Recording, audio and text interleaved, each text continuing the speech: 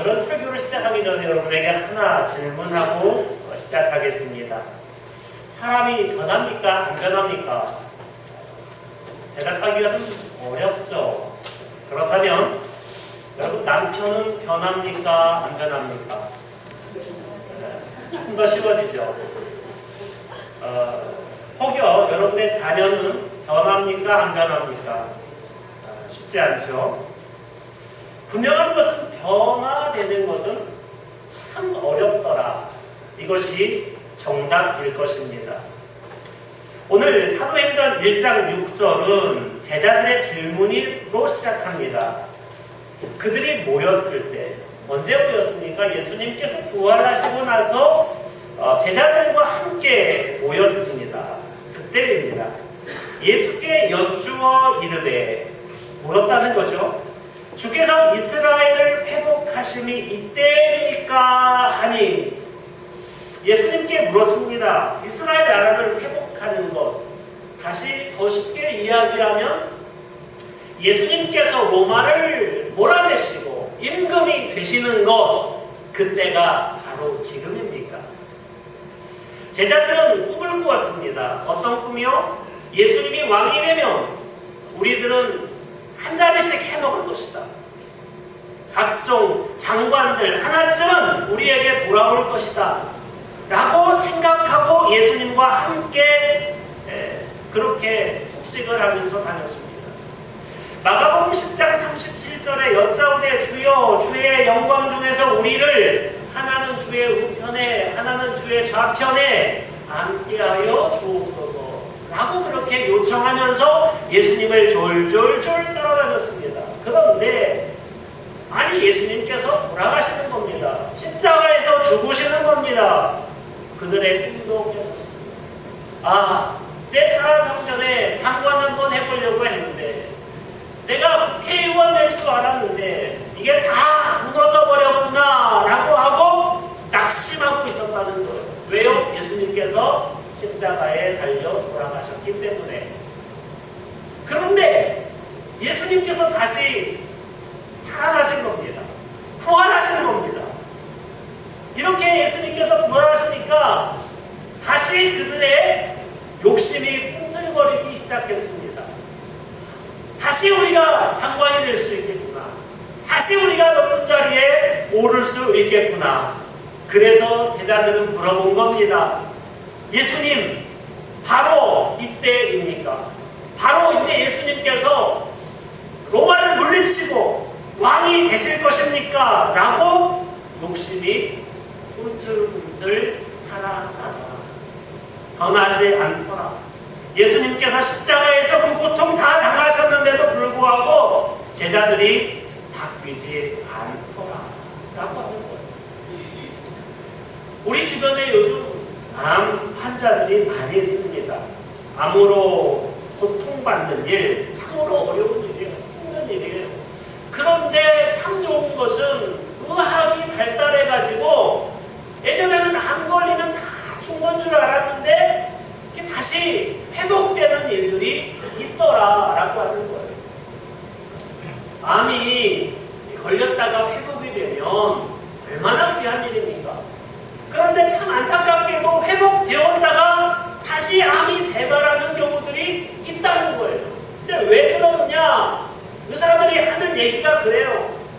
이제 암이 잘못된 식습관, 잘못된 생활습관 이런 것 때문에 걸린 거 아니에요. 그래서 암이 걸리면 이제 의사 말대로 무리하지도 않고 잘못된 음식도 먹지 않고 그렇게 생활을 조절하다가 암이 좀 나은 것 같고 고통이 좀 사라지는 것 같으면 다시 옛날에 먹던 음식, 옛날에 일했던 그런 방식, 옛날에 놀았던 방식 그대로 다시 되돌아간다는 거예요.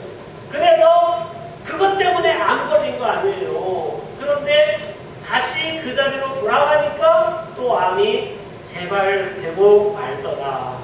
인간은요, 바뀐다는 것, 변한다는 것, 이게 쉽지가 않다는 거예요. 여러분, 우리가 하나님 앞에서 변화된 그리스도인들이 되어야 하지 않겠습니까? 오늘 우리의 변화를 가로막고 있는 세 가지를 살펴보면서 하나님 앞에 온전히 변화되실 수 있는 믿음의 성도님들이 되시기를 주의 이름으로 축복합니다. 첫째는 욕심이 있어서 변하지 않는다라고 하는 거예요. 내가 바라는 것, 내가 하고자 하는 것, 내가 가지기를 원하는 것, 이게 다 욕심이고 육신의 수욕이죠. 그러면 예수를 믿기 전과 예수님을 믿고 난 다음에 우리가 가지고 있는 이 욕심이 달라져야 될 것 아닙니까? 그런데 잘 달라지지 않더라는 거예요. 예수님께서 예수님의 제자들을 부르셨습니다. 물고기를 잡고 있는 어부들에게 말씀하시는 거예요. 내가 이제는 너희를 사람 낚는 어부가 되게 하리라 라고 그렇게 말씀을 하시는 거예요. 그러니까 제자들이 예수님을 따라서 예수님과 함께 다니는 거예요. 제자들의 이전의 꿈은 무엇이었어요? 물고기를 많이 잡아야지, 물고기를 많이 잡아서 이것을 좋은 값에 팔아야지, 그리고 좋은 값에 팔아서 재산을 불려야지, 20평대 아파트 전세를 가지고 있는데 이 전세가 내 재산이 돼야지, 그리고 30평으로 40평으로 50평으로 내 집을 늘려야지 라고 하는 것이 그들의 꿈과 그들의 예상과 그들의 소망이었어요. 맞죠? 그래서 이들을 예수님 따라다니면서 사람 낚는 어부가 되게 하리라 라고 그렇게 이야기를 했는데 이들이 그래요, 사람을 낚는 전도자가 되었어요. 사람들과 함께 하나님의 말씀을 전하는 사람이 되었어요. 그런데 이들의 꿈은 아직도 똑같다라는 거예요. 그래서 사람을 낚아서 아파트 전세가 내 것이 되고 그 20평대 아파트가 30평이 되고 40평이 되고 50평이 되고, 여러분 분명히 물고기를 잡는 인생에서 사람을 낚는 어부의 인생이 되었는데 목적과 방향은 똑같아졌다. 아니 달라진 것이 전혀 없다라고 하는 거예요. 우리가 교회 나오기 전에 어떤 분은 절에 다니시는 분도 계셨을 거예요. 절에 다니면서 이렇게 기도했겠죠. 비나이다 비나이다, 남편 사업 잘 되게 해주시고 우리 자녀 대학 합격하게 해주시고 우리 가족 건강하게 해 주옵소서, 이렇게 기도했겠죠. 비나이다 나무아비 관세모날, 이렇게 기도했겠죠. 근데 이분이 하나님으로부터 부름을 받아서 또 믿는 자들에게 전도를 받아서 교회에 나오게 된 거예요. 교회에 나오니까 또 하나님께 기도를 해요. 하나님 아버지, 대상은 바뀌었어요. 하나님 아버지, 남편 사업 잘 되게 해주시고 내 자녀 대학 합격하게 해주시고 우리 가족 건강하게 해 주옵소서. 예수님의 이름으로 기도합니다. 분명히 절에 다니다가 교회를 나온 거예요. 부처를 믿다가 하나님을 믿은 거예요. 그런데 기대후의 내용은 하나도 안 바뀌었어요. 남편 사업 잘 되게 해주시고 그리고 자녀 대학 가게 해주시고, 물론 이제 대학에서 직장으로 바뀌었겠죠. 그리고 건강하게 해주옵소서. 안 바뀌는 거예요. 여러분 최소한 하나님을 믿고 하나님을 따른다고 한다면 최소한 우리가 무엇이 하나님께서 기뻐하시는 기도의 제목인가 라고 하는 것쯤은 한 번쯤 생각해 봐야 되는 것 아니겠어요? 그렇지 않으면 바뀌지 않는다는 거예요. 우리 사모님이 제발 정치 얘기 하지 말라고 그러는데 한 번만 더 하고 이제 안 하려고 합니다. 최순실이 교회 다녔대요. 그리고 감사헌금 봉투에다가 뭐라고 썼냐면 하나님 내 딸 정유라겠죠. 대학 합격하게 해주세요. 근데 사실 뭐 기도할 필요도 없죠. 자기들이 전화 한 통화를 합격하는 걸 뭘 기도를 했는지 모르겠어요. 합격하게 해달라는 그런 기도를 했다는 거예요. 헌금도 많이 냈겠죠. 여러분 지금 우리가 구하는 기도, 우리가 하나님께 바라는 것 모두 다 그 안에 뭐가 있냐면 욕심이 있다는 거예요. 욕심. 그래서 하나님은 내 욕심을 채워주는, 그래 예수님은 내 욕심을 도와주는 하나의 도구가 되어져 버리고 말았다라는 거예요. 그렇다 보니 어떻게 돼요? 변하지 않는 거죠. 욕심이 채워집니까? 돈이 99억 벌으면 이제 만족해요? 아니요. 1억 채워가지고 100억 채우려고 그러는 거예요. 돈 다 채웠어요. 그 돈이 안 채워지는 건데 채웠다고 쳐요. 그러면 사람이 욕심이 없어요? 그때는 이제 내가 한번 국회의원 한번 나가야 되지 않겠는가? 그때는 내가 좀 한번 시장 한번 나가야 되지 않겠는가? 권력욕이 눈앞에 아른아른하는 거예요. 옆에서 부추기고 꼬드기고 그래가지고 돈 다 탕진하고. 네, 그 높은 자리에 올랐어요. 그러면 욕심이 사라져요? 아니요. 또 이성 여자들 옆에다 끼고 욕심이라고 하는 것은 끝이 없어요. 한계가 없어요. 우리 인생 가운데 채워지지 않으면 블랙홀 같아요. 여러분. 바닷물에다가 바닷물 좀 따뜻하게 하려고 뜨거운 걸 갖다 부숴봐요. 그냥 따뜻해지는가? 결코 따뜻한 물 안 돼요. 바닷물.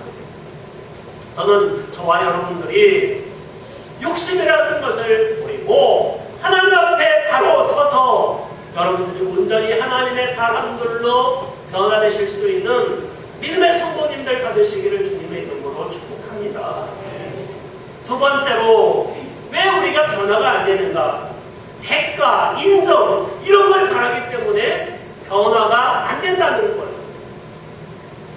일본 후쿠오카에 간 적이 있어요. 거기 가보니까 신사에 절 마당에 잔뜩 그 소원 종이가 이렇게 붙어 있는 거, 하늘에 그냥 철사로 내가지고 얼마나 많은지 많은 사람들이 거기에다가 자기의 소원들을 써내는 거예요.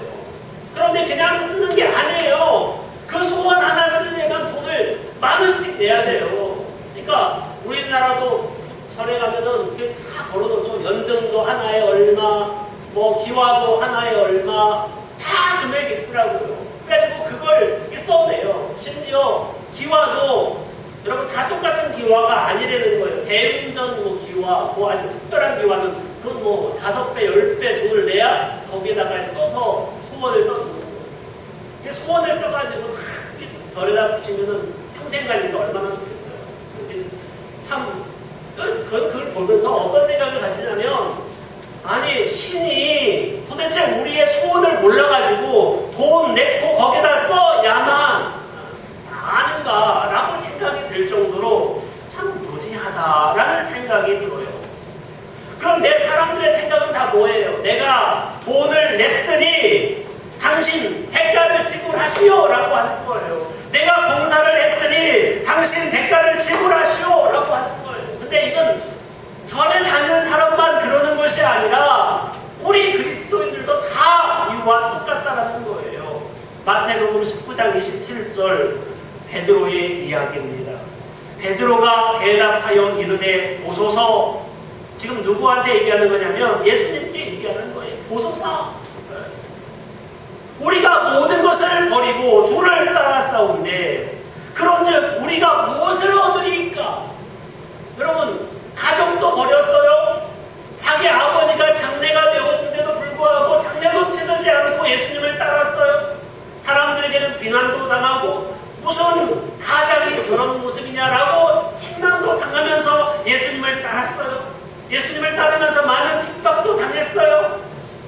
이런 모든 어려움들을 다 당하고 나서 이 베드로가 예수님께 요구한 것이 무엇입니까? 우리가 모든 것을 버리고 주를 따라 싸우는데 그런즉 우리가 무엇을 얻으리까? 뭘 얘기하는 거예요? 대가를 얘기하는 거예요. 제발 인정 좀 해달라는 거예요. 우리에게 무엇인가 효과 있는 것들을 달라는 거예요. 이것이 우리의 믿음 가운데 여전히 녹아있어요. 이 대가가 없으면 시험에 들고 상처를 받고 낙심을 하고 절망을 하는 거예요. 엘리야가 갈멜산에서 바알과 아세라 선지자 850명을 다 물리치고 승전보를 누리고 있을 때 이세벨이 가만 안 두겠어 하면서 엘리야를 잡으려고 왔을 때 엘리야가 도망을 가죠. 부엘세바 남쪽 끝까지 도망가서 로뎀 나무도 정말 시원찮은 그 나무 아래에서 하나님께 죽기를 구하는 거예요. 하나님 나를 죽여달라고. 그러면서 무슨 얘기를 하냐면 나만 남았거든, 그런 얘기를 하는 거예요. 저는 그냥 이게 야 이제 혼자밖에 안 남아가지고 쓸쓸해서 그러는구나. 근데 성경을 자세히 묵상하면서 보니까 나만 남았거든, 이게 무슨 의미냐면, 여러분 아이들이요 무슨 청소를 해가지고 애들이 2명이 있어 우리 집에. 2명이 있는데 청소를 깨끗하게 하는 거예요. 그래서 야 너희들 참 착하다, 우리 청소까지 해놓니 하면서 막 칭찬을 하는데 애 하나가 그렇게 얘기하는 거예요. 아니요, 나 혼자만 했는데요, 나 혼자만 했는데요. 이렇게 얘기하면 뭐예요? 날 칭찬해달라는 거예요. 날 인정해달라는 거예요. 나를 격려해달라는 거예요. 지금 엘리야가 뭐라고 얘기하는 거예요? 내가 850명 죽였다는 거예요. 거기서 내가 승리를 이뤘다는 거예요. 그런데 왜 하나님 나를 인정해 주지 않느냐라는 거예요. 왜 나만 남았는데 저는 새롭게 느껴지더라고요. 이 엘리야의 마음. 아, 인정받고 싶은 마음이 있었구나. 아, 그래서 낙심했구나. 그래서 절망했구나. 사랑하는 성도 여러분, 주님께서 우리에게 주신 것이 나의 생명을 건지기 위해 하나님이 이 땅에 오셔서 그 가진 고난 다 당하시고 십자가에서 내 죄 때문에 모든 피 흘리시고 죽기까지 나를 사랑하시고 자녀 삼아주시고 그 은혜가 차고 넘치는데 내가 조금 봉사한다고 대가를 달라고 하고 인정해 달라고 그러고 주님 몰라주면 나 섭섭하다 그러고 칭찬해주지 않으면 안 된다. 여러분 그런 모습이 우리에게 얼마나 순간순간 많으냐라는 거예요. 주님이 기억하시면 족하리. 예수님 사랑으로 가득한 모습, 천사도 흠모하는 아름다운 그 모습, 천국에서 해같이 빛나리. 여러분 주님이 기억해 주시면 그것으로 족한 거죠. 주님이 안아주시면 그것으로 족하는 거죠. 대가나 인정을 생각하지 아니하고 하나님 앞에 충성할 수 있는, 그래서 변화될 수 있는 믿음의 성도님들 다 되시기를 주님의 이름으로 축복합니다. 세 번째로는 움직이지 않으니 변화가 없다는 거예요. 우리는 항상 나 중심의 삶을 살고 있습니다. 나 좀 발전되면 내 가족, 그리고 절친, 그리고 나의 동료, 이 정도 틀이에요. 이 틀 더 이상 벗어나지가 않아요. 그런데 예수님께서는 우리에게 뭐라고 이야기합니까? 내 몸같이 내 이웃을 사랑하라, 그렇게 이야기하잖아요. 내 몸과 같이 내 이웃을 사랑하라. 무슨 얘기예요? 내 삶을 확장시키라는 거예요. 하나님의 나라의 모습은 이 틀을 벗어나라는 거예요. 오늘 본문 8절의 말씀입니다. 오직 성령이 너희에게 임하시면 너희가 권능을 받고 예루살렘과 온 유대와 사마리아와 땅끝까지 이르러 내 증인이 되라. 예루살렘은 뭐예요? 나예요. 가족이에요. 친구예요. 유대와 사마리아와 땅끝은 뭐예요? 내 이웃이에요. 저 멀리 있는 지구 땅끝에 있는 사람들이에요. 우리는 아프리카에 배고파하는 어린아이들을 보면서 가슴 아파하죠. 정말 그들이 내 가족이라고 한다면 가만히 있을 수 있나요? 가서 달려가서 그들을 돌봐야 되겠죠. 중동의 많은 난민들이 힘들어하고 있어요. 전쟁의 위협 가운데 있어요. 여러분 그러면 어떻게 하겠어요? 여러분의 가족이라면 블로커를 써서라도 그들을 데려와야 하지 않겠어요? 여러분 이런 의식, 이런 인식, 이것이 땅끝의 인식이라는 거예요. 근데 저는 이 말씀을 보면서 이거 항상 우리가 늘 듣는 말씀이잖아요. 근데 일본의 한 선교사님이 땅끝을 이렇게 표현을 하더라고요. 땅끝이 뭘까? 자신의 죽음이 있는 것, 자신의 마지막이 있는 것, 그게 땅끝이라 그렇게 말하는 것을 들어본 적이 있어요.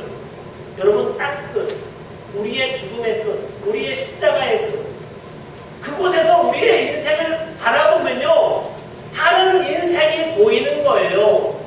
불평과 원망과 절망과 한숨을 쉬는 우리들의 인생이 오늘 만약에 내가 죽는다라고 한다면 어떤 마음이 들겠어요? 감사가 나오지 않겠어요? 하나님의 도우심과 인자하심이 보이지 않겠어요? 항상 우리는 우리의 인생을 내가 서 있는 곳에서 보는 거예요. 그러니 답답한 거예요. 그러니 절망스러운 거예요. 그런데 우리의 인생이 저 심판대 앞에서 주님께서 부르시는 그 음성 앞에서 서 있을 때 어떤 마음이 들겠어요? 이건 원망과 절망의 마음이 아니라 기쁨과 감사의 마음이에요. 나 같은 인생을 주님께서 구원해 주셨구나, 나 같은 인생을 주님께서 살려주셨구나 라고 하는 그 감사와 기쁨이 넘쳐 흐른다라는 거예요. 우물한 개구리에게 하늘은 넓어 우주는 커 라고 이야기해도 이 우물한 개구리의 그 시야에서는 하늘은 크지 않아요. 그러나 이 개구리가 우물 밖에 나왔을 때 얼마나 큰 아름다운 우주와 이 자연을 바라보게 됩니다. 마찬가지라는 거예요. 우리는 우리의 삶의 틀 속에서 여전히 사로잡혀 있어서 예루살렘을 벗어나지 못해서, 그래서 우리가 하는 모든 것들이 신용만 하고 하나님께 온전한 영광을 누리지 못하는 가운데 있지만, 하나님께서는 우리에게 당부하시는 거예요. 땅 끝에 한번 서보라는 거예요. 죽음 가운데 한번 서보라는 거예요. 마지막 사명의 자리에서 한번 서 있어 보라는 거예요. 우리가 원망하고 우리가 하나님 앞에 불평하는 그 모든 것들이 얼마나 사치스러운 것인가 라고 합니다. 저는 여러분들이 땅 끝에 서 보기를 바랍니다.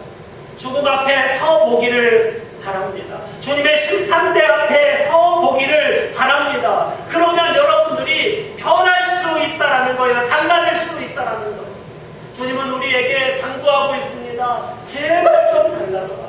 2016년이 시작될 때, 그래 내가 올 한 해는 달라져 보겠어, 새로워져 보겠어, 아름다운 결실을 맺어 보겠어 라고 이야기했지만, 그렇게 다짐했지만 아무것도 새로워진 것이 없고 달라진 것이 없고 변화된 것이 없는 우리들의 모습을 보게 됩니다. 욕심 버리지 않고는 결코 우리가 달라질 수 없어요. 하나님께 인정받고 사람들에게 그런 인정받고자 하는 그런 마음들이 있을 때는 결코 주님께서 우리에게 힘을 더해줄 수 없어요. 생명의 끝에 서보지 않고는, 심판대 앞에 우리의 인생을, 우리의 자아를 더 보지 않고는 우리가 달라지지 않아요. 2018년 여러분들의 인생이 이제 이런 모든 것들을 내려놓고 주님의 뜻대로 살아갈 때 새로운 변화, 아름다운 역사가 시작될 수 있는 믿음의 성도님들 다 되시기를 주님의 이름으로 축복합니다. 기도하시겠습니다. 사랑의